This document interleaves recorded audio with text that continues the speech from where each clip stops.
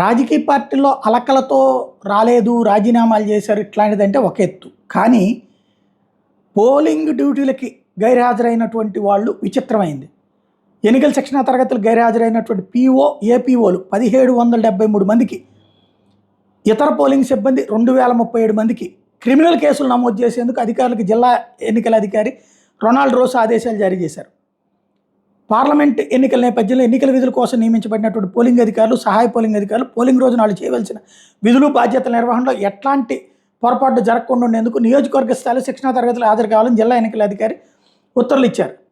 ఈ నెల 1, 2 తేదీల్లో 2 రోజుల పాటు శిక్షణ ఇచ్చారు.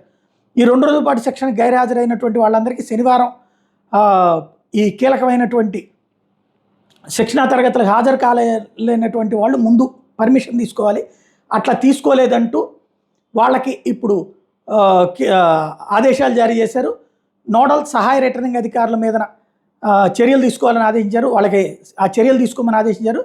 శిక్షణా తరగతులు గైర్హాజరైన వారికి 6వ తేదీన శిక్షణ తరగతులకు హాజరు కావాలని ఆదేశించినా కూడా కొందరు గైర్హాజరయ్యారు. దీంతో జిల్లా ఎన్నికల అధికారి తీవ్రంగా పరిగణించి గైర్హాజరైన పోలింగ్ ఏపీఓ, పీఓలకి, ఇతర పోలింగ్ సిబ్బంది మీద క్రిమినల్ కేసులు పెట్టమని ఆదేశించారు.